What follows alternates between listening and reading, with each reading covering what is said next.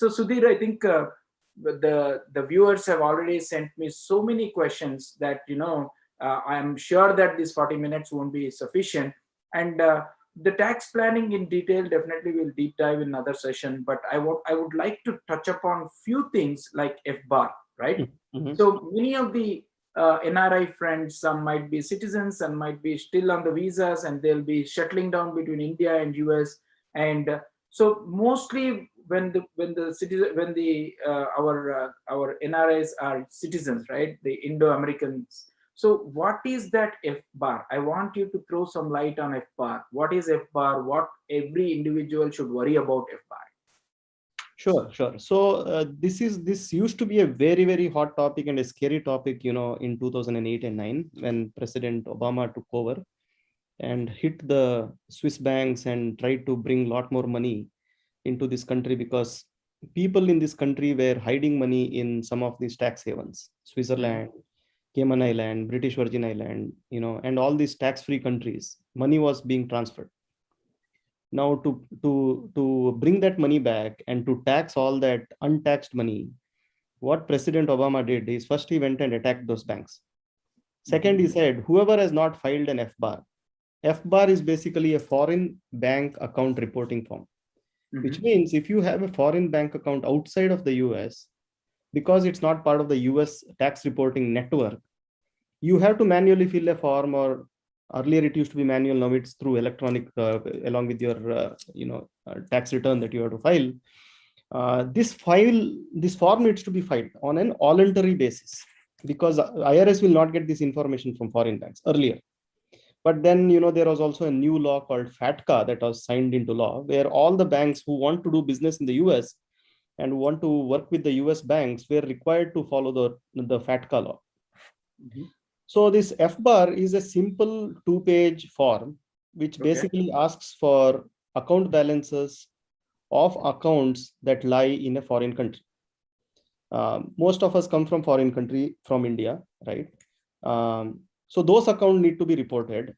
Second condition is, if the account balance of all the accounts put together is more than $10,000, only then it has to be reported. That means you have, let's say you have two accounts, one account has 1,000, second account has 9,000, so that becomes 10, so you have to report. If one account had another account had totally $2,000, you don't have to report. So any account balance, totaling of it, highest balance for the year exceeds $10,000, you need to file an FBAR statement along with your tax return. Now, if you don't file that, the penalties are severe. The minimum penalty for non-filing of FBAR is $10,000. And for willful negligence or willful recklessness or fraud, it can go up to 50% of the money that is lying in the account can be taken away by the IRS. It's not income tax, but a more of a punitive tax. It is a penalty. It's like getting a ticket by the cop for speeding on the road. It's for a penalty for not doing something which is required to be done by law. So it's not a complicated thing. Only those who are hiding money in a foreign country need to worry about it. Most of us, in this country come here after struggling in India, earning a little bit of money in IT companies or non-IT companies, come here. It's not a big deal to report. It's just people are ignorant of the law. Now the education is very high, because most of the tax preparers, even TurboTax, H&R Block, all of these companies do ask about filing foreign bank account reports, because the level of awareness has gone up. But in those years, right, between 2008 and 2015, that is where it was like a beast, which started, giving a lot of sleepless nights to people. And there were a lot of amnesty programs that one had to follow. Even now, there are a lot of people who are ignorant of it, even though they have accounts, businesses, So if you have a business in a foreign country, if you have a bank account in a foreign country, if you have a trust in a foreign country, all that has to be reported in this country if you are filing a resident return. Now that is where you need a CPA or a tax preparer to educate you, because these two country cross-border transaction creates a lot of confusion and complication in our simple tax return. So once you get that knowledge, then you can do it on your own on TurboTax or H&R Block or wherever you wish to do. But first, spend some time getting one-on-one with a tax guy or a tax attorney or a CPA and understand your liability and obligations to file in this country. And after that, you can always do whatever is right and easy and convenient to you. That would be my message to your viewers. Absolutely, very well said, Sudhir. And one more question: you have told about the FR on the $10,000 in a year, right? If the account is lying with 7 lakhs, if you were to convert $10,000, it would be close to 7 lakhs. So typically, what we do is we send money to India, we use them, we consume them for the family maintenance or something else. So will that transactions also count on an average of 10 lakhs, or how is that only amount left in the bank is considered? How you So treat it? the way it is calculated is it is the highest balance in a 365-day year. Okay. You have to take your bank statement and see what is the highest amount. So Amount. in your example, if you transferred 7 lakhs and then started spending it, let's say on December 31st, that 7 lakhs is 7,000 rupees, right? Okay. Now still you have to take 7 lakhs because that was the highest balance in that particular year. Yeah. Now, similarly, we take the highest balance of different accounts. Let's say you have 3 accounts. When you total the highest balance, if that exceeds $10,000, that's when you need to file. Okay. So what will happen if I file? Is there any tax for that, or? No, it's just a voluntary reporting form. As I said, it's a very simple form. It's just that because this form is used to nab those who were hiding money in a foreign country. This is the only form that can put people to jail.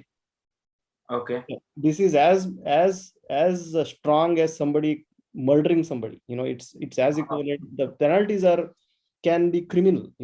People can be put to jail for hiding money. But the IRS has to prove that the intent of not filing that form was willful fraud of hiding money in a foreign country. Now, that is not how we should see it. We should see it as an obligation to file, not being filed. What is the maximum penalty? $10,000. Will IRS waive that penalty? Most of the time they don't. So for filing a 2-page form, if you don't file and if you have to pay $10,000, which person on this earth would like to go through that headache, right? It's unnecessary. So while a lot of CPAs talk about jail and penalties and try to charge as much as possible from their clients, I would request your viewers not to get into those kind of traumatic, dialogues with few people, but focus more as filing, like how you file your 1040 return by April 15. This also has to be added to that. That's it, as simple as that. Wow. I think that's a great information, Sudhir. So to all of us who are listening and who will be listening this, definitely uh, all the viewers, we would request, if you are a citizen, you want to file FPAR, if you have more than $10,000 lying in your Indian bank, so please do report. It is a 2-pager, and if you have any questions, please reach out to us. And in the interest of saving, again, tax planning, Sudhir, what kind of different opportunities the NRIs have, whether it is a passive or active, to save the taxes? Yeah, that's a great question, and I'm sure a lot of your people are going to turn their volume high right now. Again, in this country, the way income is taxed is depending on the source of income. Is it wages or salary compensation, or is it business income? Is it dividend income? Is it interest income, or is it other type of income, right? And when I say dividend income, that also includes capital gains and things like that. And then there is also rental property income from your rental properties. Now, each one of these category of income has different character to it. And each of this character opens up a lot of tax planning ideas, right? For example, charity. When you do a charity, you can deduct up to 50% of your income, total income. So let's say somebody makes $500,000, if they can give up to $250,000 to a charity. Now, which person on earth would give $250,000 to a charity right away, right? We believe in spending some money in temple, mosque, or church here and there. But there are structures where you can put money into a charity today, but do the charity later. right? Oh. Like I have in 2010, one of my old clients, approached me and he said, Sudhir, I have made a lot of money this year because of the company gave me a bonus and stocks and all that. And I have a goal of giving $10,000 to Tirupati temple every year.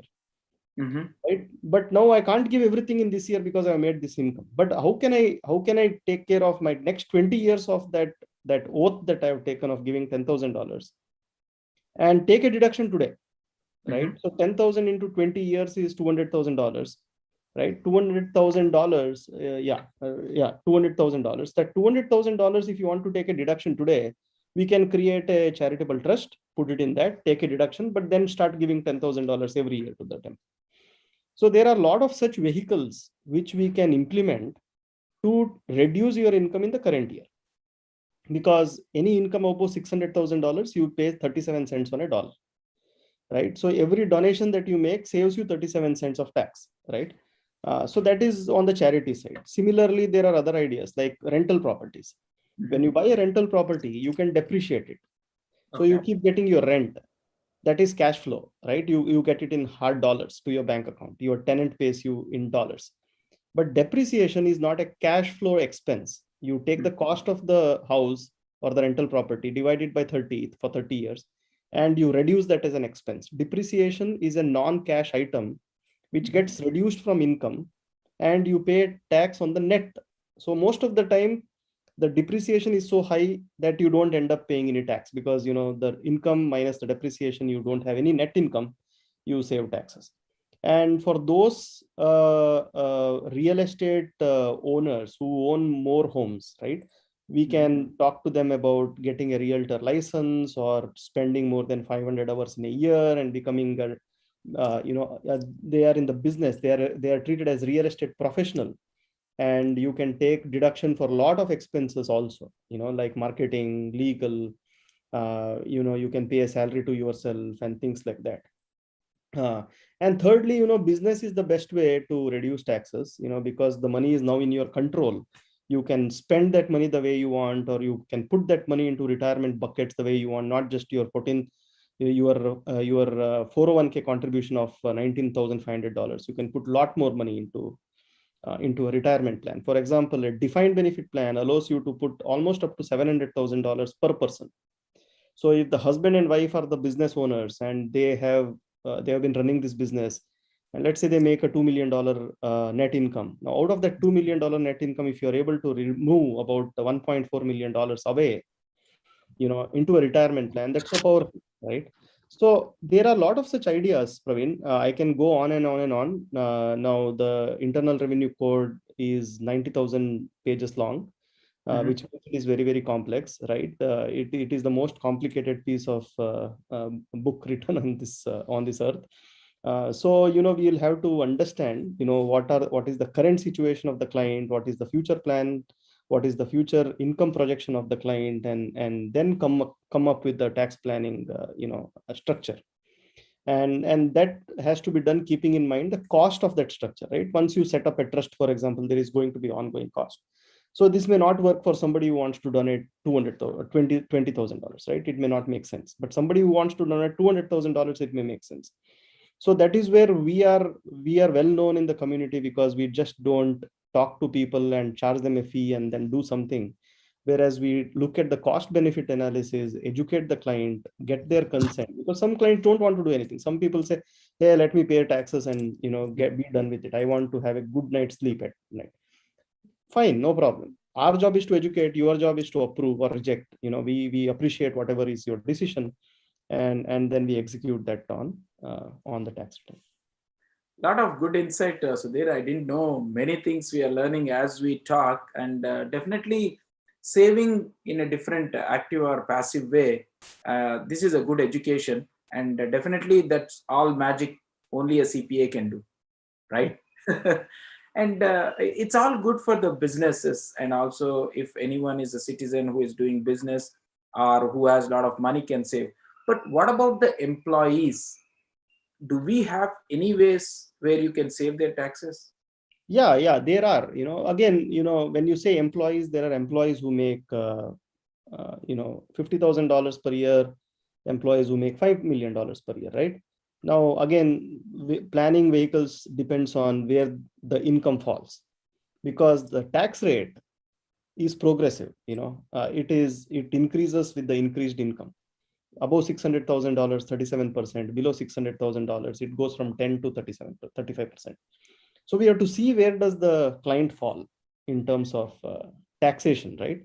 Then only we can talk about planning. Otherwise, it doesn't make sense. But regular tax planning ideas, which a lot of people do ignore because of lack of education, is simple things like 401k plan. The company offers a 401k plan. Take advantage of it. Our Indians think, I'm going back to India anyways, which most of us don't go, right? I know. We are stuck here, and I think for good. So this amount of money that is tax deferred, meaning you don't pay taxes today, it grows tax free. So that's very powerful. Instead of paying 37 cents to the government and growing only 63 cents, grow 100%, right? Grow 100 cents every year, tax free, and then pay taxes at the end. In between that, we can think of doing a Roth conversion, or we can think of taking the money out when you are back in India, right? When you are back in India, you don't have US salary, you can take the money out that time. And when you take the money out that time, you are in your 10% bracket, you save taxes, right? So simple things like that. So do 401k contribution, take advantage of things like buying a high quality life insurance plan here, because life insurance is the only thing, other than two other things, which grows tax free, and it is totally protected. So the money sitting in a life insurance plan, which is a permanent life insurance plan. First of all, I suggest to people to think about two types of life insurance plans. One is a term life insurance and one is a permanent life insurance. Permanent means it goes all the way up to 120 years, right? That means your family is going to get that money at some point or other. And that policy creates a cash value within the policy, meaning whatever money you contribute to it, some amount goes to premium, some amount goes to cash value buildup. The cash value buildup is tax free. Nobody pays tax on it. When the family gets the money at the time of death, the family doesn't pay tax. And if you start taking a loan from the policy, there is no tax, right? So life insurance is a very simple and a tool which primarily has to be bought for protecting yourself. I talked about estate plan. This is the second one. Insurance in this country is very important because company gives us health insurance. Company gives us maybe $50,000 of life insurance, or maybe 2x or 3x of compensation as life insurance. But buy a lot more. Buy at least $1 million worth of life insurance. And keep other point in mind is life insurance in the US is very, very inexpensive, right? A term life insurance of $1 million is so cheap in this country that you can't even think of buying it in India, 7 crores worth policy, right? It's very cheap here. And if you go for permanent, it is going to be permanent. And, even if you go back to India, most of the carriers these days cover a global coverage. So, you are kind of protected, and buying insurance much earlier in age is better, because once you cross 40, illnesses start and all that happens. With the age, the insurance premium goes up. So earlier, get an insurance policy, either term if cash flow is limited, or go for a permanent if you have some savings to be put aside to grow tax free, and then build your wealth. So that's the second idea. Third idea is a 529 plan for kids, for kids education. There is a plan called 529 plan. Even in that, the money grows tax free, but the money has to be spent only for educational purposes, right? But that's a plan option available too. And lastly, for those people, Praveen, you are talking about people who make less income. Why do you worry about tax reduction, right? I tell them to pay tax. Yes.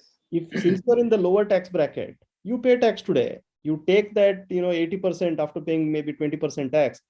That money, you grow it very well, right? That money, if you invest it in the right vehicles, particularly those Indians who are very young, right?